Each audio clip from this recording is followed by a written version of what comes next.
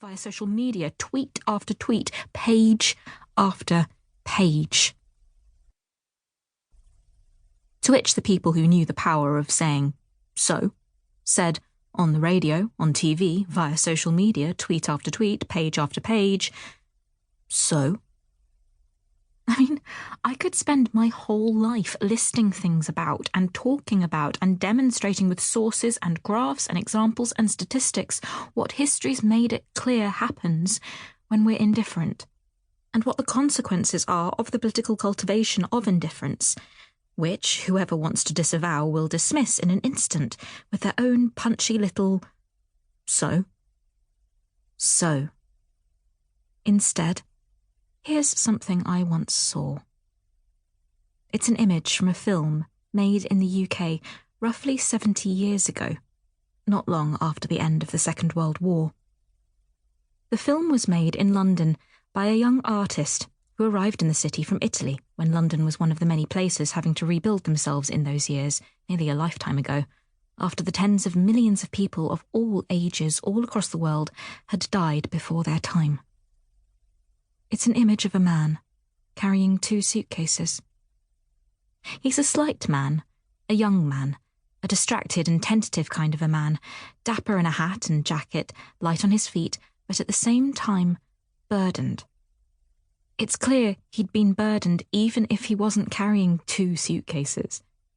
He is grave, slim, preoccupied, terribly keen, and he is silhouetted against the sky because he's balanced on a very narrow brick ledge which runs round the edge of a high building, along the length of which he's doing a joyous and frantic dance with the beaten-up rooftops of London behind him. No, more precisely, those roofs are way below him. How can he be going so fast and not fall off the edge of the building? How can what he's doing be so wild and still so graceful, so urgent and blithe both at once? How can he be swinging those cases around in the air like that and still keep his balance?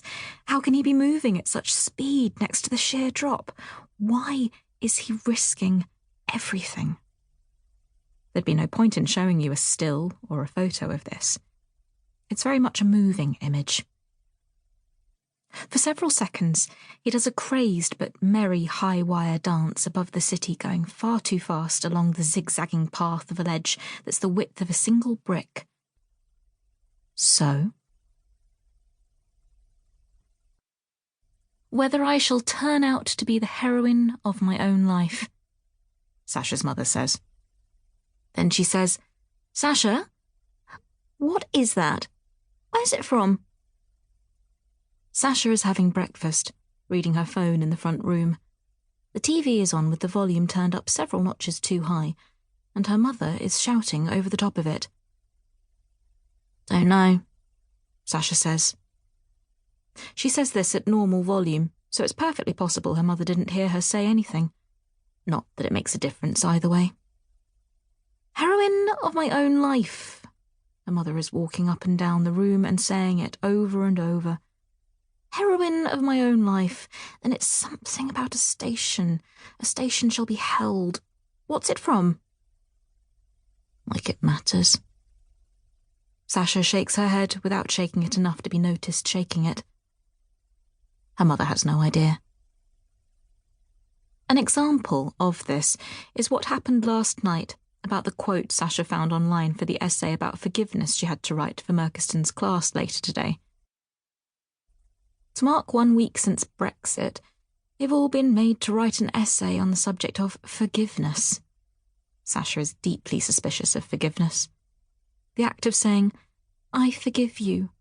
It's like saying, "You are less than me, and I have the moral or superior upper hand." But that's the kind of truth spirit that'll get you a B instead of an A from Murkiston, to whom the whole class now knows exactly how to respond in the way that gets the required marks.